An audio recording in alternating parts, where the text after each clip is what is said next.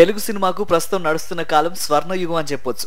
జాతీయంగా అంతర్జాతీయంగా తెలుగు సినిమాలు మంచి ఖ్యాతిని తెచ్చుకుంటున్నాయి. బాహుబలి నుంచి మొదలైన ఈ ప్రస్థానం అవిశ్రాంతంగా సాగుతోందని చెప్పాలి. RRR సినిమాకి కీరవాణి గారికి ఉత్తమ సంగీత దర్శకుడిగా ఆస్కార్ అవార్డు కూడా దక్కింది. పుష్ప 2 సినిమా త్వరలోనే అత్యధిక గ్రాస్ వసూలు సాధించిన నెంబర్ 1 సినిమాగా కూడా నిలవబోతోంది.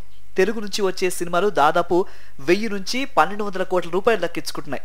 ప్రభాస్, రామ్ చరణ్ కూడా పాన్ ఇండియా హీరోలుగా అవతరించారు. అందుకు రీజన్ రాజమౌళి అని చెప్పాలి. రామ్ చరణ్ తో మగధీర సినిమా తీసిన తర్వాత ప్రభాస్ రామ్ చరణ్ తో కలిసి ఒక మల్టీ స్టారర్ సినిమా చేయడానికి రాజమౌళి ప్రణాళికలు కూడా రూపొందించారు. అయితే అనివార్య కారణాల వల్ల అది పట్టాలెక్కలేదు. ఇప్పటికీ దీనికి సంబంధించిన కారణాలు మాత్రం బయటపడలేదు. తర్వాత RRR సినిమాలో జూనియర్ ఎన్టీఆర్ రామ్ చరణ్ ను పెట్టి భారీ హిట్ కొట్టాడు రాజమౌళి. ఈ సినిమా దాదాపు 1350 కోట్ల రూపాయల వరకు కలెక్షన్ సాధించింది. అయితే ప్రభాస్ తో మరో హీరోని పెట్టి సినిమా తీస్తాడేమోనని డార్లింగ్ అభిమానులు ఆశగా ఎదురు చూశారు. కానీ రాజమౌళి చేయలేదు. ప్రస్తుతం మహేష్ బాబుతో ఇంటర్నేషనల్ లెవెల్లో హాలీవుడ్ సినిమాల్ని తలదన్నేలా ఒక సినిమాని రూపకల్పన చేస్తున్నాడు జక్కన్న. ఈ సినిమాతో ఎన్ని అద్భుతాలు క్రియేట్ చేయనున్నాడో అనే ఉత్కంఠ ప్రిన్స్ అభిమానుల్లో నెలకొంది.